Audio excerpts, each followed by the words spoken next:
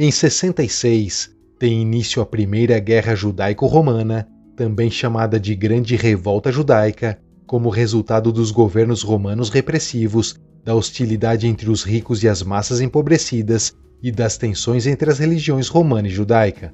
Os judeus revoltados obtiveram algumas vitórias, estabeleceram um governo provisório e chamaram seu Estado de Israel, mas os exércitos romanos sob o comando do imperador Vespasiano sitiaram e destruíram as principais fortalezas judaicas, e no ano 70, depois de um cerco brutal de 5 meses, Jerusalém e o Segundo Templo foram completamente destruídos. O fracasso dessa revolta desencadeou profundas consequências demográficas, políticas, econômicas e teológicas. Muitos judeus perderam suas vidas lutando, e uma parte considerável da população foi expulsa do país ou deslocada para outras regiões. Entre 115 e 117, as tensões e ataques aos judeus em todo o Império Romano levaram a uma revolta judaica chamada de Guerra de Quitos, onde judeus da Líbia, Egito, Chipre e Mesopotâmia lutaram contra Roma e resultou em um massacre em grande escala de ambos os lados.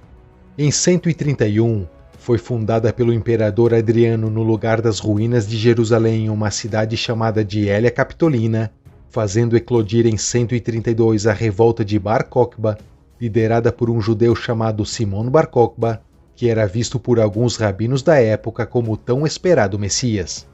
Durante essa revolta, foi decidido que uma assembleia rabínica se reunisse para decidir quais livros poderiam ser considerados parte da Bíblia hebraica, da qual os apócrifos judaicos e os livros cristãos foram excluídos. A revolta foi esmagada pelo imperador Adriano com grandes perdas. Estima-se que 580 mil homens perderam suas vidas lutando, e o número dos que pereceram pela fome, doenças e incêndios é indescritível. Muitos judeus foram exilados ou vendidos como escravos, e a Judéia, já praticamente despovoada, teve seu nome alterado para Síria-Palestina e teve início o período romano tardio. A partir dos séculos seguintes, mais judeus partiram na diáspora judaica para outras comunidades, principalmente para as grandes comunidades judaicas de rápido crescimento na região da Mesopotâmia e da Arábia.